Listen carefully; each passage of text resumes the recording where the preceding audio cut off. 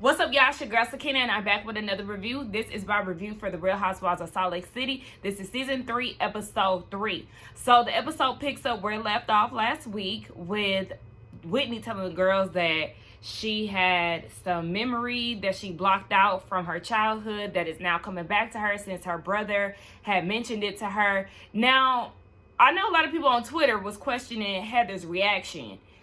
I wasn't questioning it, but even Whitney was saying that she can't believe that her reaction was what it was. And I'm like, I mean, Heather didn't really give a reaction of judgment to me. I just felt like she was kind of confused. Like, wait, this happened to you? The church did this?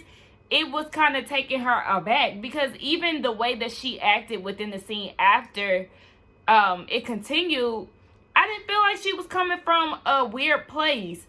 Or, you know, a place of not supporting Whitney, she was just like, you know, my heart hurts for you. I feel betrayed for you. Whitney was saying that this is something that had happened from generation to generation, and she's breaking the cycle with her family. I still don't really understand what type of abuse this was. I don't know if it was SA. I don't know if it was physical abuse. They're not really saying. I don't know if this was done within the church or outside of the church. I don't know. But Heather was being supportive. But Whitney was saying that she really felt supported with the women. And this is something that wasn't easy for her to talk about. But what I need to talk about really is the confessional look.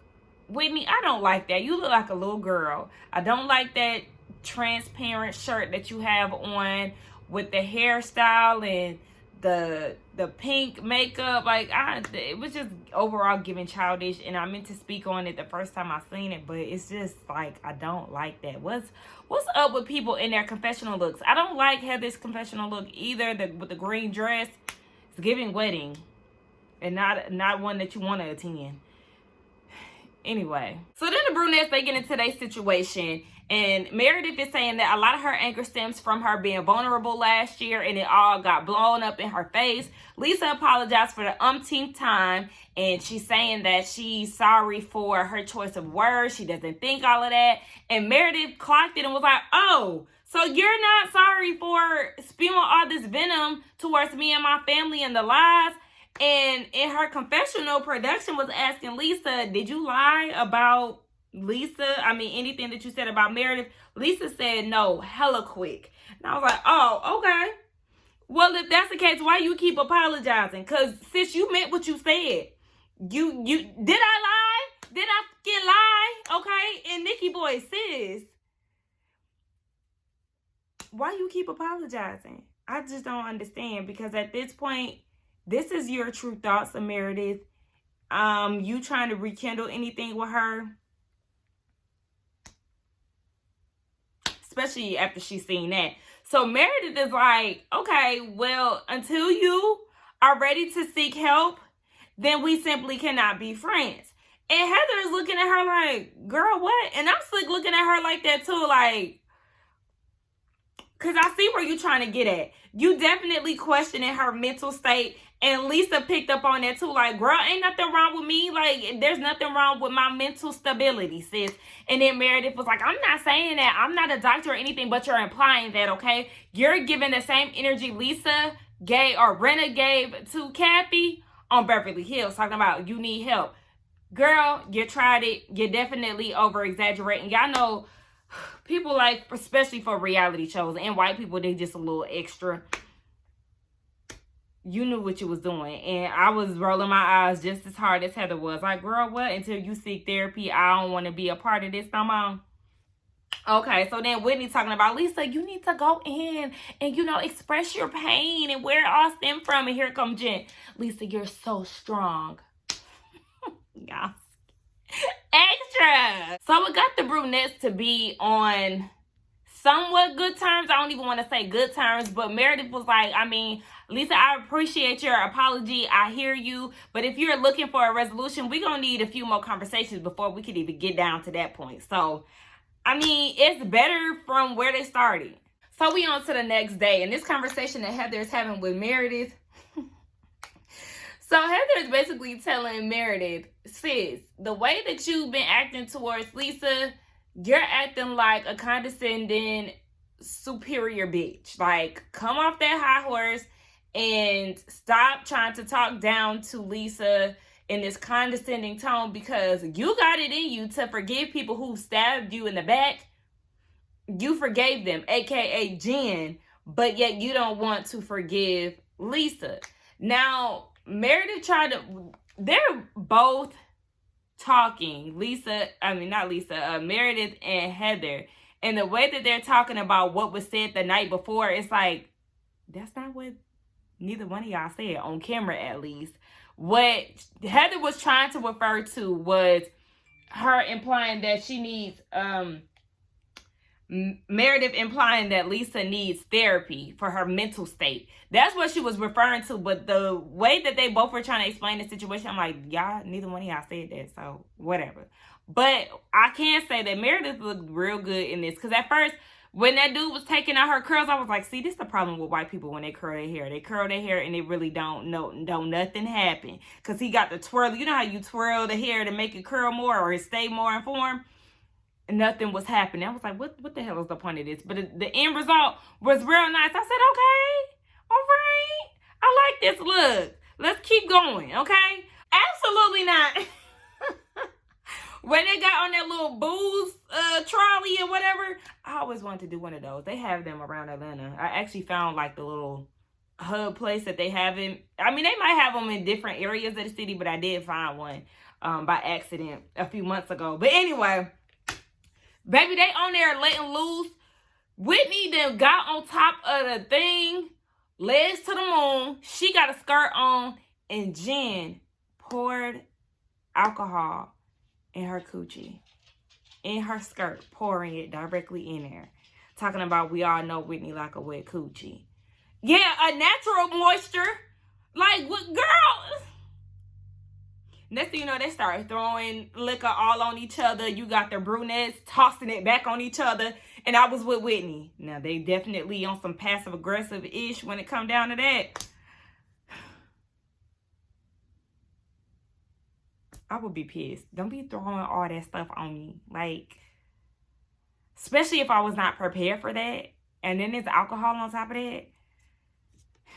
This is why this is a white cast plus Jen Shaw. Imagine Mary in that scene. After all that beer and wine throwing that they did, they went straight to the next activity. Child, I would be so mad. But Lisa was explaining that it's a rodeo show, and it's a group of Mexican women who were actually a part of the Dior fashion show back in 2019. And as the women were performing for them, I thought it was so neat. It kind of put you in the mindset of synchronized swimming, but you're on horses. Like the way that the horses were like feathered out, and then they were like going in and out of each other, like the aerial shots. It was so nice. I really enjoyed it. And they even sat on the horses sideways. They didn't straddle them. They sat sideways because you don't sit like a man. Like a man straddles. You know, sit on the side or sit like a lady. I thought it was very nice. So they actually had some dresses for the women to try on and for them to get on horses. I really liked it. As the women were changing though, Heather wanted to get Lisa alone, and she was telling her how she felt that Meredith was being very condescending in the way that she's handling their friendship. And Lisa is just like, basically, when is enough enough? The thing is, Lisa, you can't wrong somebody and then tell them how to get over it or when to get over it. It just does not work that way. You have broken her trust. Speaking of trust, Meredith did say that she hasn't told Lisa everything because she doesn't trust her. And then I was kind of like, when she said that, it's like, okay, well, your audition tape will prove otherwise, but go off, sis. So I can understand how, you know, Heather or maybe even Whitney could be a little annoyed, but at the same time, this is the brunette situation. So y'all gonna have to let them duke it out the way that they do, because at the end of the day, Lisa wronged Meredith. It wasn't that deep. So the situation wasn't that deep for Lisa to go so hard. So that's the thing about it. Now, the other group, you got Whitney, Meredith, and Jen. And here go Whitney feeling like they need to have a conversation about the things that Meredith said about Lisa, as far as, doing something strange for a little piece of change or a little piece of exposure for Vita Tequila and her finances and all of that. So Meredith tried to make it seem as if she wasn't gossiping about her. She was just saying, things that were very vague and loose rumors about Lisa. But it's just like, girl, it don't matter how you try to put it. You was definitely trying to spread what you heard. You trying to make it seem as if you don't believe it, but you know what you're doing. I was doing it one-on-one. Girl, you did it one-on-one on national television. Let's not play dumb, Meredith. Now, you're about to get on my nerves. And Whitney, you about to get on my nerves too for trying to make it seem like, oh my gosh, we just need to tell Lisa this, da-da-da-da. Well, yeah, I was with Meredith. You're the same one who said that you wanted Jen to have a relaxing weekend. You already know that's not gonna happen if you go and tell Lisa what Meredith said. Now, Whitney, you really about to get on my nerves because you just act like this whole Lisa and alleged affairs thing is just eating you up in the inside, and even the nerve of you to bring up like, I'm going through stuff that we've been hiding in my family. Girl, you need to take care of your personal issues before you start trying to implode your friend group. Like, I'm just like, girl, please, them rumors ain't that damn detrimental. Relax. And even Heather was trying to tell her, girl, like, it's gonna come off like you being messy, though you trying to make it seem like you trying to look out for them. Calm down. So then she brings Jen. Well, this is a trash, garbage whore, lingerie party or whatever. Remember, that's what Lisa had called Meredith behind closed doors last season. So, Jen is the only one that served the garbage whore look. They was judging Lisa for coming down in a two-piece pajama set. Girl, just... Okay. Whitney. Meredith. Them leather pants. That was ill fitness all hell. Listen, Jen the only one who know how to bring a look together. Anyway, Whitney and Jen, they go outside. And she's asking Jen about the affair situation with Lisa. And here come Meredith, because I feel like Meredith knew that Whitney was up to some shit, so she came outside to see what was going on. And Whitney is like, yeah, I was asking Jen if she knew about the whole affair situation. Meredith was like, yeah, she's the one who brought it to me. And, I told her that I heard it too. And Whitney was like, but you brought it up to me. And Meredith is like, but you also had a lot to say about it. And they gave us a flashback to a week ago. And yeah, Whitney, you keep trying to make it seem as if you're just so innocent in this situation and you just feel so bad that Meredith was saying all of this. But you definitely participated. You added to it like, yeah, I heard the same rumor. You know what? A week later, me and Angie, we was at the Jazz game, and guess who was sitting at that man's seat? John. Girl, you was all up in the mix. Heather is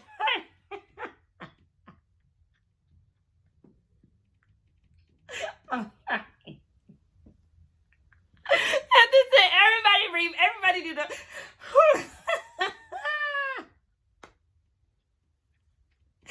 Anyway, so Whitney is fake mad. She is so fake mad. She gonna storm back into the house about, everybody wants me to be Nancy Drew. Nobody wants me to tell the truth. Girl, nobody is asking you to be Nancy Drew. Yes, you got the title last year, but girl, understand that it's you who likes to dig deep into stuff and, analyze things deeply. Girl, that's all you. And you talking about everybody wants you to be Nancy Drew. Girl, please. You and your chiclet cutlet ass get in the house and put on some pants.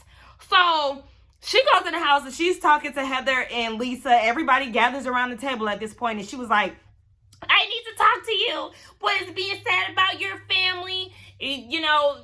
People are questioning you and your relationship with John. Of course, Lisa is talking about they happy and all of this. So then, what's her name?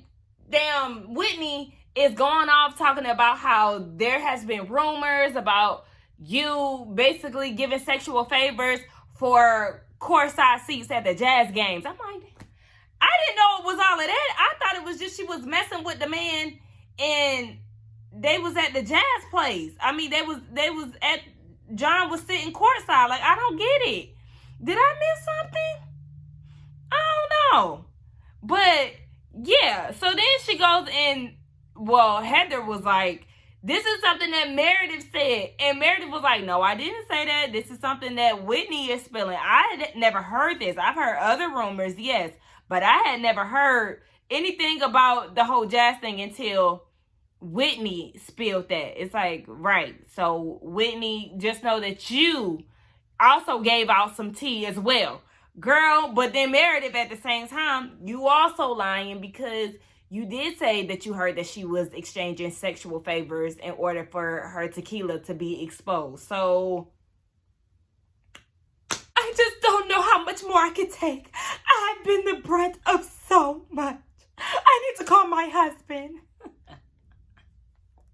Baby, they just as dramatic as the Beverly Housewives. Like, the Beverly Housewives, the Beverly Hills Housewives. All I have is John, Jack, and Henry. That is all I have. That is all I have. John, Jack, and Oh, Lisa, run into the room. This episode should not be this funny to me. Like, I really feel like I'm making it way more entertaining than it really is. It just be the little shit for me in shows that be so funny. your family. Well, guess what? Literally all I have is my husband and my kids. Everything's been taken away from me. Why do they keep doing this? Like, Jen taking everything back to her is very like, girl, okay, we get it. You fighting for your life. Like, we get it. Didn't nobody tell you to scam them people? Damn. So it's a new day and I'm back. It's actually the next day, but like when I had filmed this yesterday, I was like in the midst of getting ready to go somewhere. So I was like, yeah, let me just go ahead and wrap this up real quick. So anyway, the brunettes, Meredith goes in Lisa's room. Lisa trying to kick her out, like, I ain't got nothing to say to you. And Meredith was like, no, hear me out. Listen, I said that there were rumors going around. I didn't know if they were true or not. But Whitney was the one who was talking about the whole jazz thing. I would not have anything or any knowledge of the whole jazz basketball situation unless Whitney told me. So Lisa was like, all right, bet. She went out to ask Whitney. She was like, there's rumors. Meredith said that there was rumors, but you're the one who brought it up and brought out names. No, Lisa, that's not what she said. So Whitney denied that. So then they all gathered back around the table, and Whitney is like, Whitney's butt was just distracting me. I'm like, ew, please sit down. She's so drunk, so sloppy, and So Meredith was like, there were rumors going around, and I was asked, and I did bring them up. It was about every aspect of your life that you was questioning about me. No, I should not have brought them up, but there was nothing specific that I said. Yes, it was. You specifically said at Whitney's house that she was supposedly selling booty for Vita tequila exposure. So you lied about that. And she said that to Jen and Whitney. And then, I mean, in her confessional, it's not like, you know, with a person that I could recall, but in her confessional, she also brought up the her business issues. So wait, you mean to tell me that the blondes fell out over this? And it wasn't even that serious? And y'all, I'm holding my hoodie like this because I'm wearing my company hoodie, and I just don't need all of that in my video only. Anyway, so yes, they fell out because Whitney is basically saying that Heather knew about Lisa supposedly sleeping with this man who has access to courtside jazz tickets. And it's like, okay, Heather is denying it. She said that she didn't remember that, and she was like, why would she lie about it? Why would Heather lie about not hearing it when she would love that type of information on Lisa, which I actually believe Heather on? Like, we already know that Heather and Lisa, they have this wishy-washy relationship. Shoot, Whitney too. So yeah, why wouldn't she love to hear something like that she can have against Lisa? So I feel like, you know, it's a game. Stuff be loud and stuff. Maybe she didn't hear that part of it. She seemed pretty surprised to me. If you ask me, I'm on Heather's side. But the way they just like blew up this whole situation, it was like, ooh, this sounds real stupid. But anyway, that was the end of the episode. This episode was annoying. Whitney is just a drunken mess. Ugh, she was so annoying in this episode. Lisa is a drama queen. She loves to act. It was just too much. Anyway, let's go ahead and wrap this up. Don't forget to like, comment, and subscribe to my channel, and I will see y'all in the next one. Bye.